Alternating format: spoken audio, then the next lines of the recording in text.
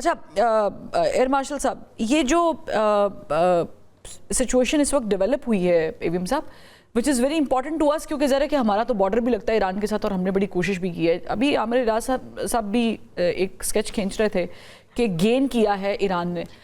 आपको क्या लग रहा है कि ये जिस तरीके से एंड हुआ, एंड तो खैर टेबल टॉक पे ही होना था, आज नहीं होती कल होती, कल नहीं होती परसों होती, होनी तो थी यही, लेकिन आपको लग रहा है कि ईरान इज द विनर या ये दोनों के लिए विन विन सिचुएशन है?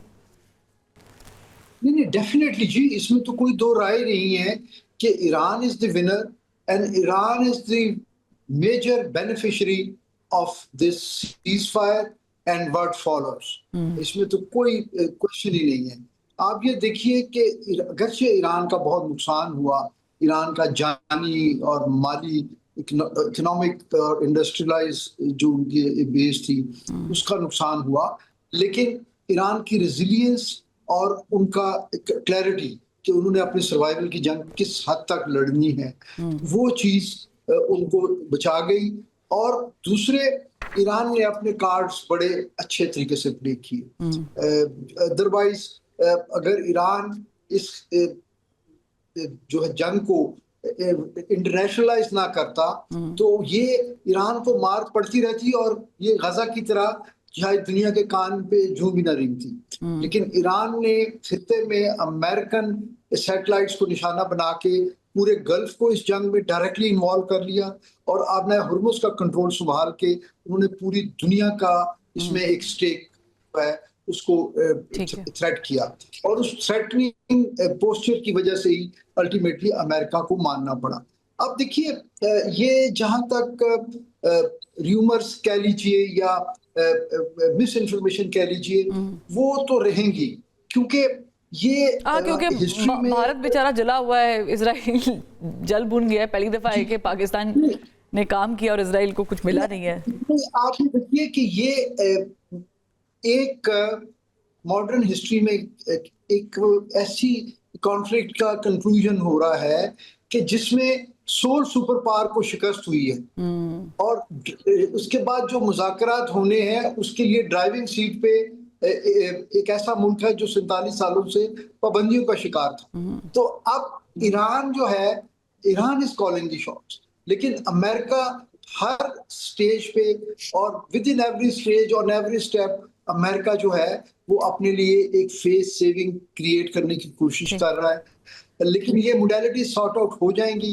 ईरान ने बड़ी समझदारी से जहां उनको फ्लेक्सिबिलिटी दिखानी चाहिए थी उन्होंने दिखाई है, जहां पे उन्होंने थोड़ा स्टर्बन एटीट्यूड रखना था और थोड़ा अपनी जो है हैमर करने थे अपने जो है ना, वो उन्होंने बिल्कुल किया। और ये इसी तरह हॉट एंड कोल्ड जो है ना वो चीज चलती रही। और मेरा ख्याल है कि आने वाले दिनों में ये जो वर्किंग लेवल और एक्सपर्ट लेवल मोडेलिटीज हैं ये भी बतदरीज तय हो जाएंगी, क्योंकि ये इतनी सिंपल नहीं है।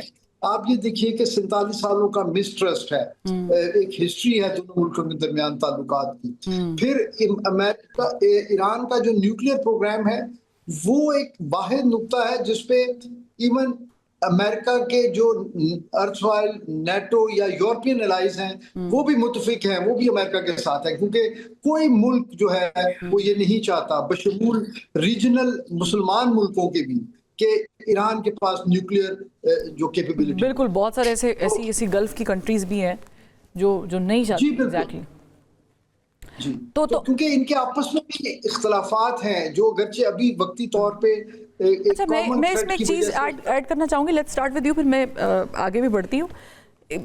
हम इस पे भी आएंगे कि वो जो लेबनान के ऊपर कमेटी बनने की बात हुई है और उसको उसमें पीस रिस्टोरेशन कैसे करनी है, जो ग्रुप्स हैं उसको क्या कहते हैं उनको डी वेपनाइज्ड कैसे करना है, ये ज़रा इस पर भी 60 दिन है, 60 दिन का रोड मैप है, इस पर भी बात करेंगे। लेकिन उससे पहले before coming to that point, एक पॉइंट है कि कल जो है वो ईरानी सदर अगर पाकिस्तान आ रहे हैं, जैसे आमिर साहब ने कहा कि शुक्रिया अदा करने आ रहे हैं, तो मुझे बताइएगा एवीएम साहब, आपसे आगाज़ कर लेते हैं कि सिर्फ शुक्रिया अदा करने आ रहे हैं, हमको एक्सपेक्ट करें कि इसके बाद ये दौरे होते रहेंगे और MOUs भी कुछ साइन होंगे, कुछ और भी बढ़ेगी बातचीत?